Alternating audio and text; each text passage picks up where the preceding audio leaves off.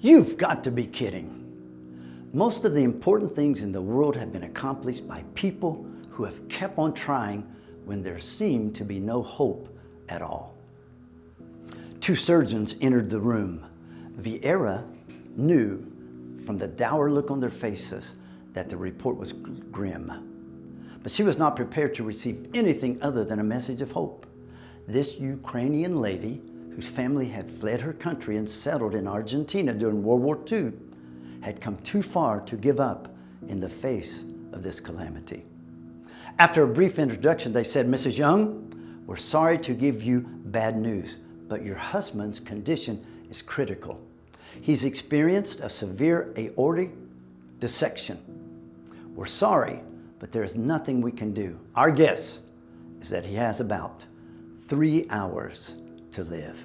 "You've got to be kidding," she exclaimed in broken English. "You are doctors and you can do something."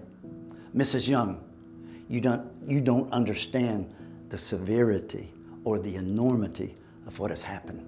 They tried to explain, but she refused to listen. "Why are you standing here telling me all this?" she declared emphatically. You go and do what you have to do. The angels are going to guide your hands. Jesus will be there.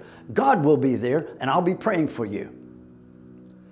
She grabbed their hands and prayed, "Dear God, help these men do the very best that they can do. And the rest, oh Lord, we leave in your hands." After praying, Vieira said, "You have 3 hours. Go to work. God will take care of everything else." They worked on Mr. Young's heart for 7 hours, performing a complete aortic root repair. For 2 weeks, Ron was in a coma, and Vieira prayed. Then one night, something happened. The Lord appeared to Vieira in a vision. There in her room, she saw a form dressed in a glowing white robe. She saw the glory of God and was so overcome by His presence that all she could do was say, "God, I know you are here. Even if I die, I need to talk to you." And that was it. She came back to her senses. She knew something had happened and she feared the worst. The nurses would not let her visit Ron. They said to her, "You need to wait for the doctor." One of the specialists who performed the surgery on Ron came and asked her to go with him. Horrible thoughts went through her mind. "My husband is dead. We're going to the morgue." She held on to the doctor as they passed Ron's room. He was not there. They continued down the hallway and the surgeon stopped. Vieira looked into her room and there was her husband sitting in a chair.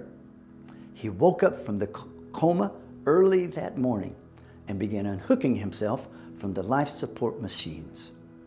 God heard her prayers, and Vieira's tenacity saved Ron's life.